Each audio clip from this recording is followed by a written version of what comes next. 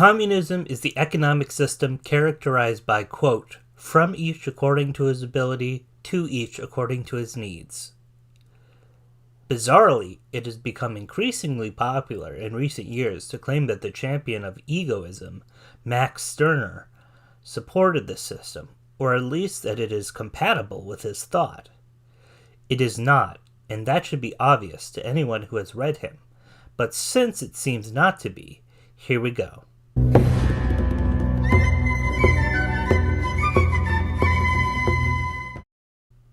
Max Stirner hated communism, possibly even more than Proudhon did, which is really saying something.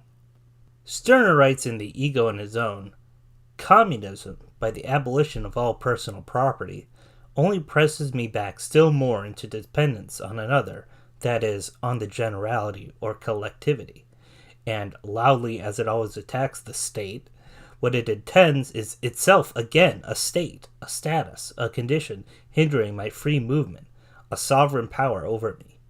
Communism rightly revolts against the pressure that I experience from individual proprietors, but still more horrible is the might that it puts in the hands of the collectivity.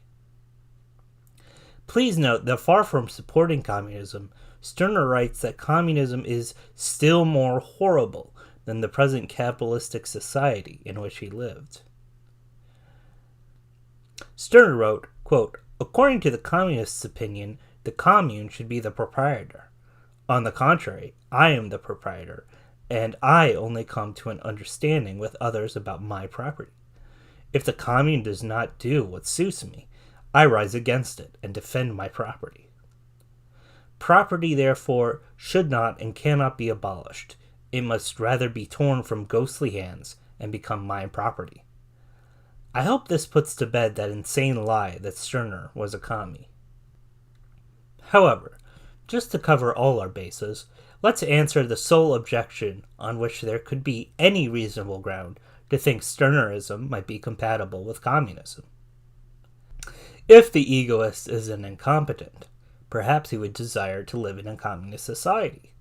As an incompetent, he would be expected to produce very little, but would nevertheless receive as much as he needs.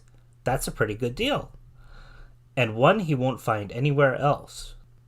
But if the egoist is not an incompetent, he would very much not want to live in a communist society, as he would be expected to produce very much and receive in return only the fraction that it is determined he needs, his surplus being redistributed to the incompetents.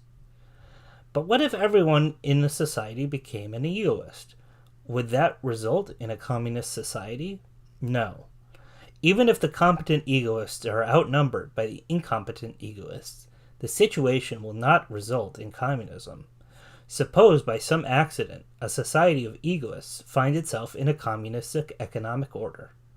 The incompetent egoists, being incompetent, will be unable to compel the competent egoists to fork over their products.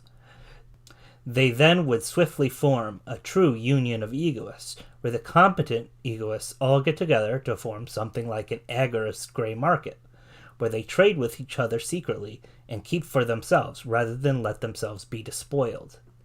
Deprived of the contributions of the society's most productive members, communism would swiftly collapse and some kind of market society would form. I never want to see another, quote, egoist communist ever again. You stupid. They're not. What's 9 plus 10? 21. You stupid.